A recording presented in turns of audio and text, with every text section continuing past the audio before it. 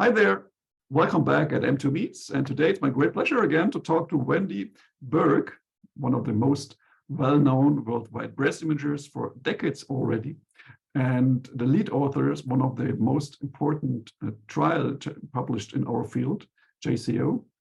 And today we have a little bit more time to talk about details behind that study, personal experience, personal perspectives, and also very important, her wonderful initiative, Densebreast-info. So once again, Wendie, thanks for sharing your time with us. And let's start with a quick summary of your recent paper in JCO. Thank you for your interest.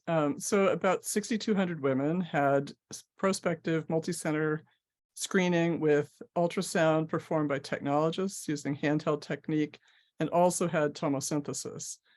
And interestingly, unlike the Akron 6666 trial, where physicians did the ultrasound and most women had not had tomosynthesis, and the yield was about 3 to 4 per thousand with ultrasound. In this study, we had only 1.3 cancers per thousand women on ultrasound in the first year, and only 1 per thousand in years 2 and 3.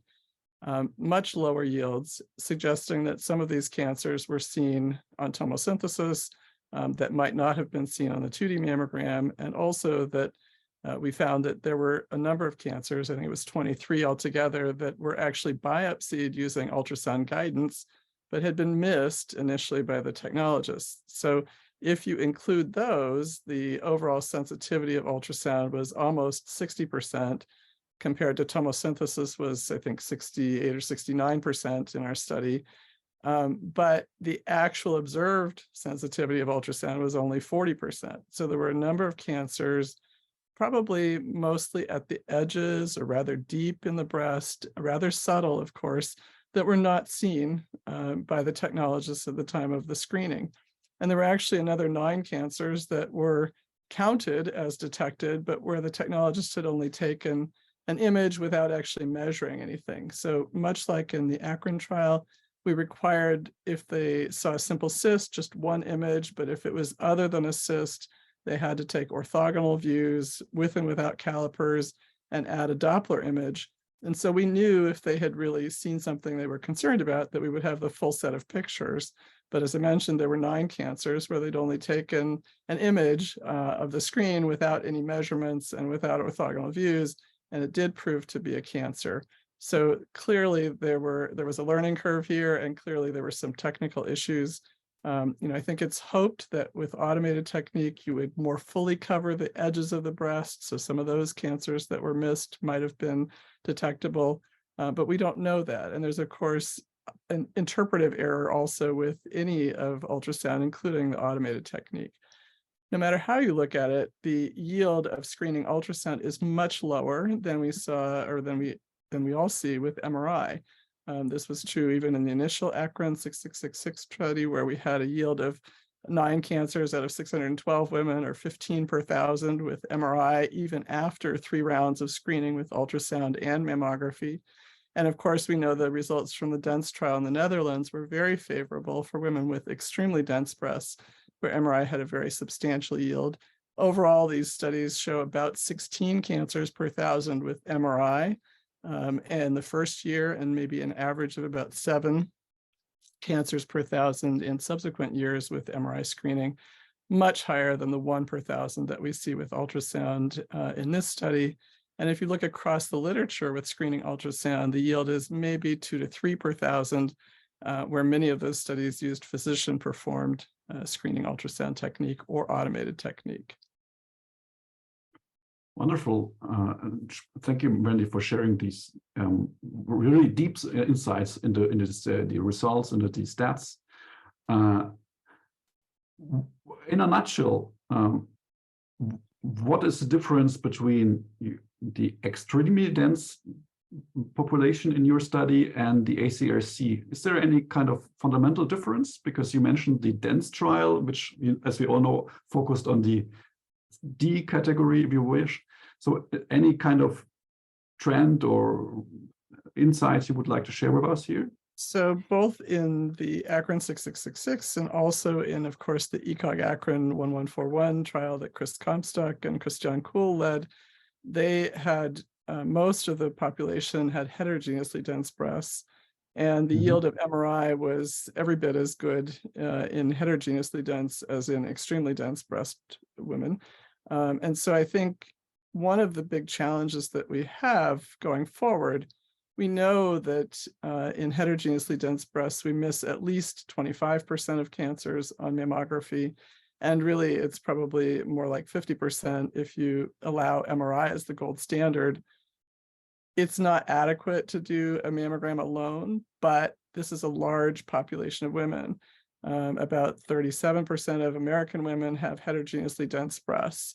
That's a very large number of women to push for additional screening.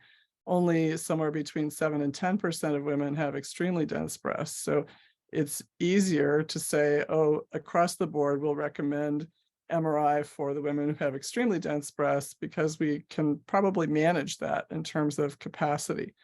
It's harder if we say all women with dense breasts at all, heterogeneously dense breasts or extremely dense breasts. If we recommend supplemental screening for all of those women, there's a capacity and access issue, and that's where the biggest challenge is. I think we all know that all of these women potentially could benefit from additional screening because there are cancers that we're missing on mammography, even with tomosynthesis.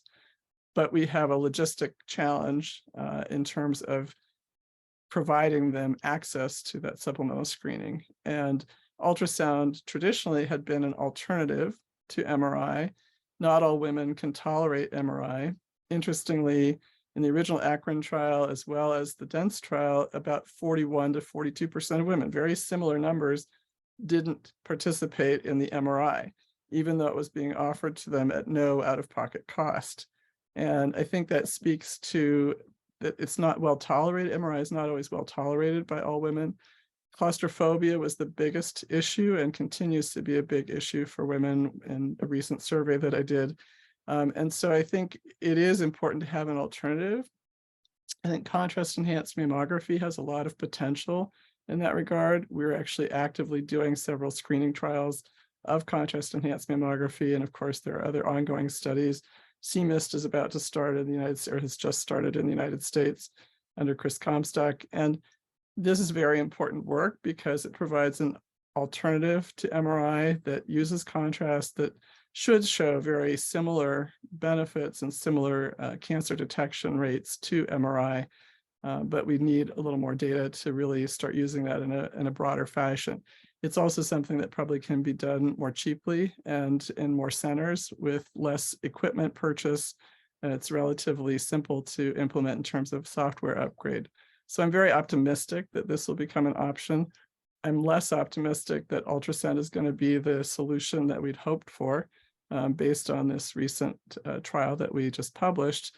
But done well and in good hands, ultrasound can still be very effective. It is important to note that we had a very low interval cancer rate. So even though ultrasound didn't find as many cancers, and even though there were some still interval cancers, it was only 0.5 per thousand, which is very low and really quite respectable, and suggests that the combination of tomosynthesis with ultrasound was effective. It's just that it wasn't as much of a yield as we had expected.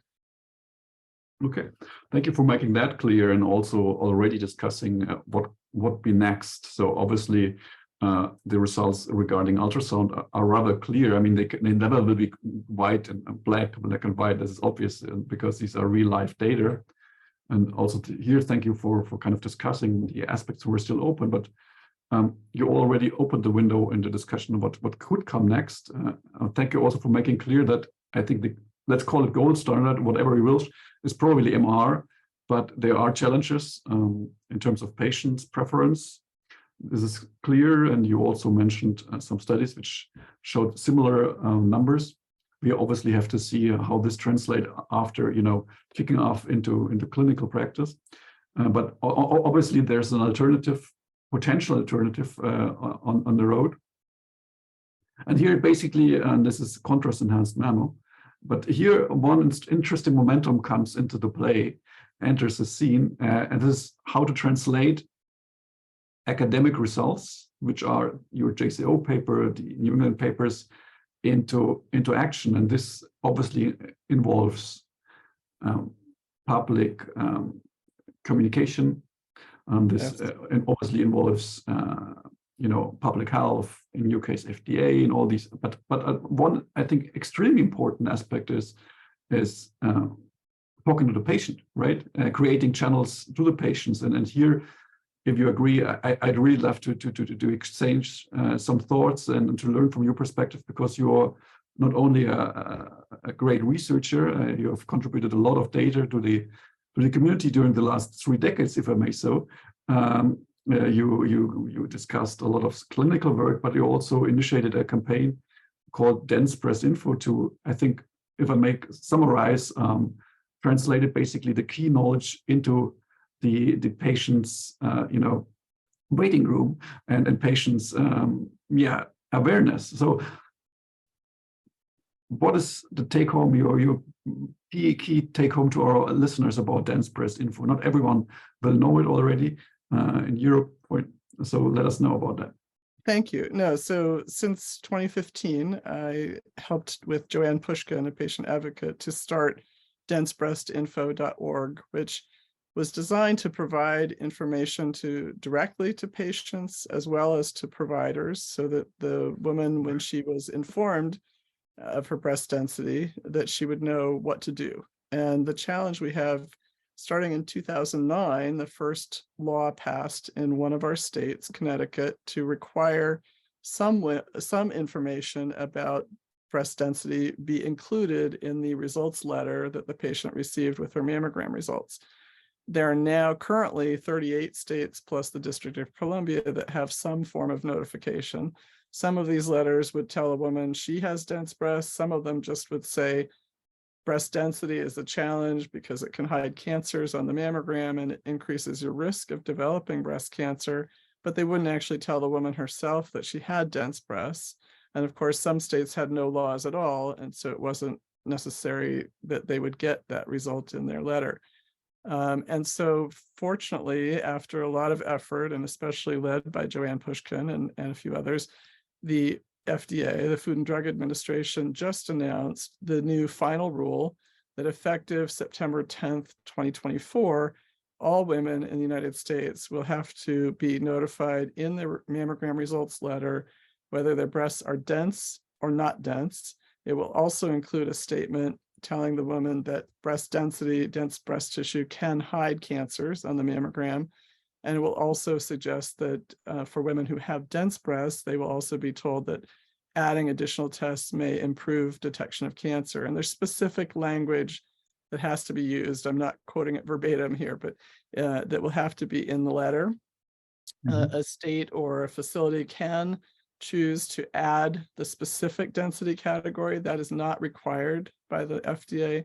The mammogram report, though, that goes to the doctor will now be required to include the BI-RADS breast density, either fatty, scattered fibroglandular tissue, heterogeneously dense, or extremely dense. Those words will have to be in the report. It's been a recommendation, of course, for a long time, but it's not been required until this new rule takes effect. And the nice thing here is that at least we will have a uniform standard for notification of women, but it still begs the issue of translating that into practice. And do the referring physicians have the tools and the knowledge that they need to have the conversations with the patient about what to do? I think probably not in general. That has been a limitation ever since the American Cancer Society in 2007 recommended MRI screening be added for women who are at very high risk, lifetime risk, more than 20 to 25%, or have known or suspected pathogenic mutations, or had prior radiation treatment before age 30. Even translating that into practice has been very challenging because no one routinely, most centers don't routinely put the information into a risk model and calculate, oh, this person's lifetime risk is more than 20%. And so that has been a real challenge. And we have a paper that's actually being reviewed right now that suggests that many women actually meet that criterion with fairly simple guidelines. Most women who have extremely dense breasts actually do meet that guideline already. And so even without new standards from national organizations, they already meet that recommendation. Women who have heterogeneously dense breasts and family history of breast cancer also usually meet that criterion at least up to age 55 or so. So if we can at least use those simple kind of back of the envelope guidelines, that will help. And there is a new law that is being proposed. It's currently a bill that's being put forth in Congress here called the Find It Early Act, which would require insurance coverage for all supplemental screening, as well as all diagnostic breast imaging. And that, of course, is a barrier right now in the United States, because women do have to pay for supplemental screening or diagnostic recall for additional testing, or if they have a lump. It's covered by insurance usually, but it is subject to a copay or deductible, which can be rather large amounts of money. Unlike Europe, where if it's a guideline, it's covered generally. Although I know in many countries in Europe, women still would have to pay out of pocket to get some of these additional screenings done as well. So I think that remains a barrier to address. And this would be tied to the National Comprehensive Cancer Network guidelines and the ACR, American College of Radiology, appropriateness criteria, so that as new technologies become proven and validated and appropriate to use for screening, the law would automatically update and cover that, if you will. And I think that's also necessary, that we become more adept at implementing new technologies earlier, so that maybe as we're implementing them, we're collecting the data on the outcomes rather than waiting for many long prospective multi-center trials before we even start doing it clinically. I think this has been one of the challenges is, again, how do you take what we know and start using it in practice with evidence collection while you're implementing it? I mean, I think that's really what we need. We're not going to have long-term trials of mortality reduction for new technologies. It's too expensive to do those studies. The technology changes quickly. It requires hundreds of thousands of women to do those studies, and treatments are fairly effective now, so women don't die very quickly, and that's a good thing, but it makes it very hard to do those studies. But we do know that if we detect cancer early, women are going to do better. The treatment is less expensive. It's going to have much less adverse effect on their life. As you know, my own cancer was only found because I knew enough to seek a screening MRI, and it was found when it was less than a centimeter, invasive, node negative, did not need any chemotherapy. And the point is that we want every woman to have the opportunity to have her cancer found early when it's easily treated. And that's really the goal of everything that we're doing. Thank you. This is a wonderful perspective in the future, based on, I think, fundamental knowledge only few people have in that depth over 3 decades. I think one of the most beautiful moments in your summary, and this is only a brief summary because we could talk here for hours, is once you're setting up a trial, you always have to think, how could we use the most likely endpoints? This is a mistake, at least I frequently witness, also in my own work. I mean, it's like building a home, right? And once it's ready, you're wondering, okay, where am I going to put the furniture? And here. Once you're starting traveling, you have to sort of calculate with an advance. Otherwise, you do a 10-year trial, you publish it in a high-ranking journal, you get a lot of awards. But in the end, translating the trial into action, the data kind of fails because this was not included into the calculation. This is an extremely important point, and especially in breast cancer, where treatment is changing so rapidly and quickly, this is extremely important. Yes, well, and the Pennsylvania Breast Cancer Coalition, which has helped support several of the studies that I've done, they have a slogan that the work that we're doing now is so that our daughters won't have to, basically. I would take that a step farther and say it's so we won't have to. It's so that we won't have to endure late stage disease and late diagnosis and more aggressive treatments. If we can implement this technology that we know is effective now and start, again, collecting outcomes, then we can look at cost effectiveness as we go. But not doing that, we know we're harming women. If we don't start using the knowledge that we already have in practice, there are women every day who could have had their cancer found earlier with less aggressive treatment and a better outcome. And we really need to start pushing our governments, our people who make the guidelines and processes so that we can start deploying and making use of what we already know sooner with, again, collection of evidence along the way is no problem. But don't wait. Don't wait. The enemy of good is perfect. We need to start doing it. And I'm so glad to see the new EUSOBI guideline last March that at least recommends MRI now for all women who have extremely dense breasts. Even if it's every 2 to 4 years, it's at least a lot better than not doing it. And again, the big issue that we need to tackle is women with heterogeneously dense breasts. Women who are high risk, who don't even have dense breasts, should also be getting MRI. But we need something better than the mammogram alone and for many women. And that's where education is so important, educating the patient. Densebreast-info has a lot of information for patients. There's a European version of it that gets into individual country guidelines and practices that can help guide a woman as well.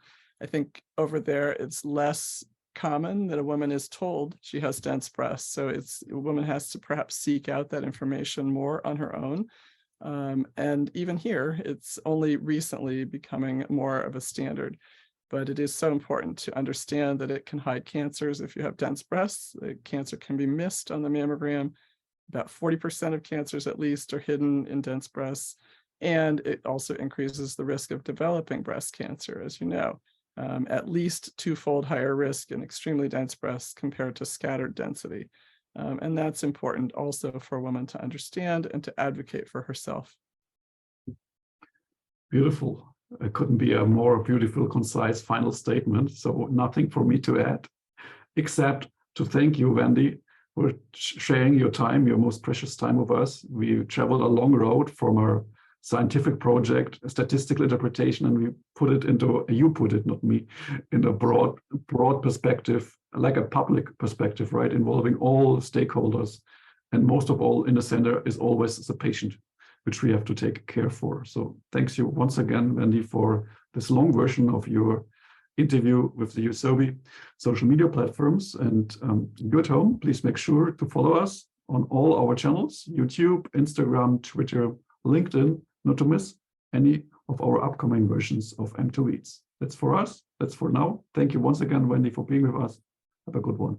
Bye.